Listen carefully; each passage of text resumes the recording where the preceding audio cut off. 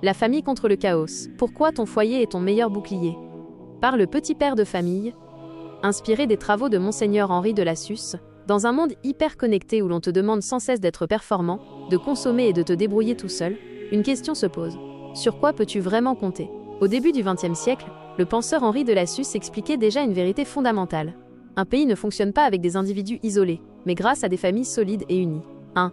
Comment le monde moderne nous a isolés? Pour comprendre le stress et la solitude d'aujourd'hui, il faut regarder la révolution industrielle.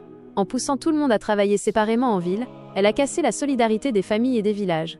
Avant, la famille représentait un bloc uni où plusieurs générations s'entraidaient. Après, chacun est devenu un individu isolé face aux réseaux sociaux, au marché et aux règles de l'État. Résultat, l'État essaye de tout remplacer, mais une administration ne donnera jamais l'amour, l'écoute, ni la vraie protection d'un foyer. 2. Le rôle du père. Ni un tyran, ni un figurant.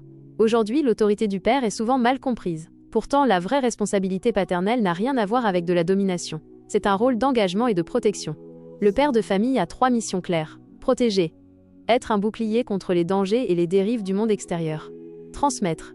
Donner des repères solides, une histoire et des valeurs morales. Sécuriser. Offrir le cadre et la stabilité nécessaires pour permettre à chacun de grandir en confiance. 3. La Sainte Famille.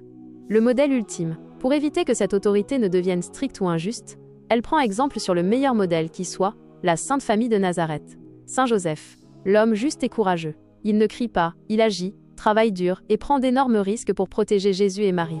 La Vierge Marie. Le cœur du foyer, apportant la présence, la foi et la douceur. Jésus, bien qu'il soit le Fils de Dieu, il choisit d'obéir à ses parents et d'apprendre un métier simple, charpentier, ennoblissant ainsi la vie de famille au quotidien.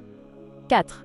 Ce que tu peux faire à ton échelle, on ne change pas la société en râlant sur Internet, mais en reconstruisant par la base, ton propre foyer. 1. Faire de ta maison un refuge.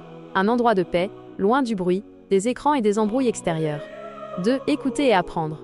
Profiter de l'expérience de tes parents et de tes grands-parents. 3. Jouer l'esprit d'équipe. Aider tes frères et sœurs et participer à la vie du foyer. En respectant et en construisant une famille forte, tu prépares ton avenir et tu poseras les bases d'un monde plus humain. Le petit père de famille. Pour la défense du foyer et de la tradition,